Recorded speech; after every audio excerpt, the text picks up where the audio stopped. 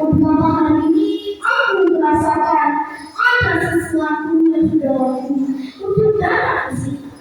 Dan rasa hati yang amat sangat pada hati ketika aku masih di hutan. Apa sebaiknya kita bertahan saja dan jangan untuk berdunia berikan? Jangan, sebaiknya kita teruskan saja berbuat baik. Pertemuan kerajaan kembali melanjutkan perjalanan masuk ke dalam hutan. Semakin berdekat pepohonan yang ada, membuat suasana semakin mencekam. Nyaris tak ada suara yang keluar dari rombongan itu.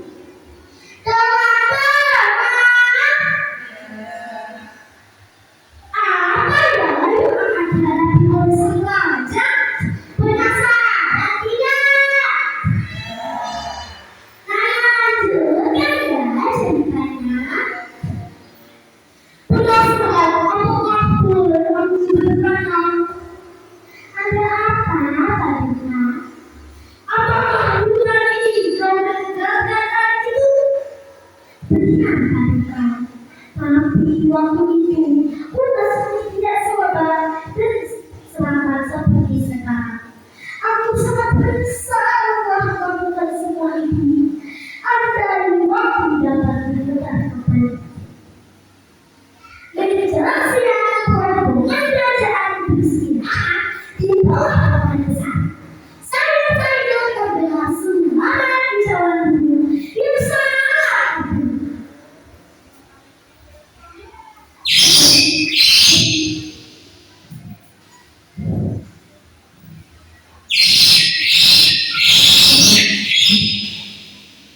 Tiba-tiba muncul dengan budaya keperluan sang raja dan pasukannya. Melihat hal itu, sang raja segera memerintahkan pasukannya untuk menangkap burung itu.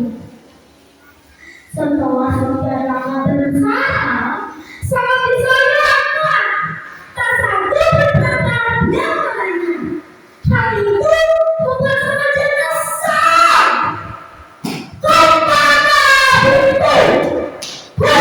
Sepertinya aku harus membungkam sendiri untuk mengangkatnya. Dengan berlama yang mengejar burung. Sang raja sedang mengeluarkan sumpit emas yang telah dibuat oleh racun. Ada suatu kesempatan di sumpit emas burung itu yang akan kuat menghadapi.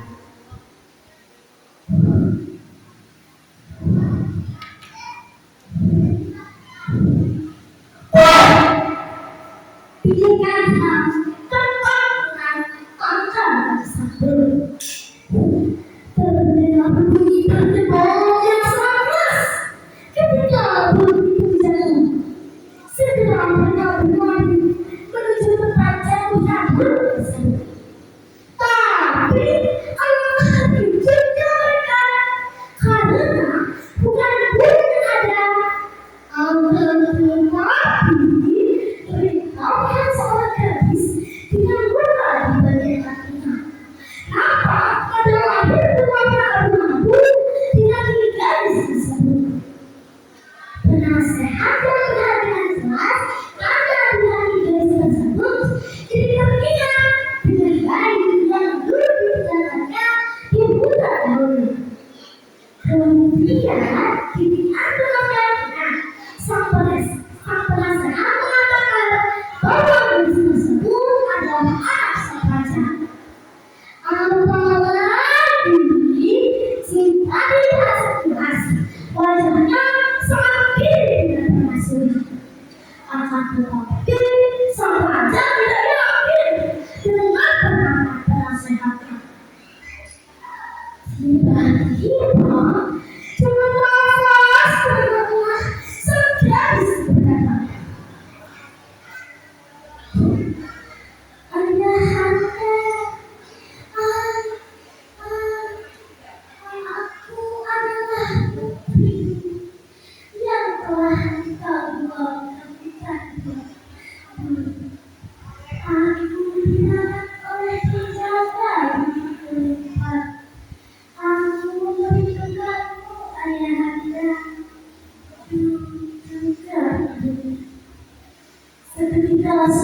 gadis tersebut marah dan akhirnya kedua kelompok tangannya menutup dengan perlahan.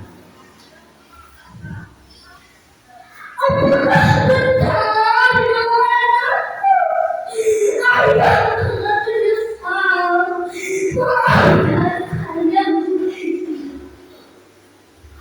Belum sempat hilang rasa terkejut, muncul seekor burung dan menjelma menjadi seorang kakek tua, persis sama dengan kakek yang pernah hadir di kisah kerajaan dahulu. Wahai sultan Ahmad terakhir zaman, ia adalah anakku yang telah awal kehutan dulu. Aku merawatnya dan dengan seizin Tuhan, ia memiliki kesaktian untuk pernah berwujud menjadi burung, dan aku menjadikannya sebagai putri wujud bukit terlupa. Dengan suara bergema, kakek itu memanggil diri tersebut. Wahai putri wujud bukit terlupa, sekarang adalah saatnya untuk berpisah dengan ayahmu. Tiba-tiba, kakek itu memancarkan sinar jauh dari seluruh gadis itu. Perlahan tubuhnya dan berdirinya di depan sang raja. Raja dapat lihat dengan jelas wajah yang berputih dengan permaisuri. Belum sempat sang raja berkata apa-apa, tiba-tiba gadis tersebut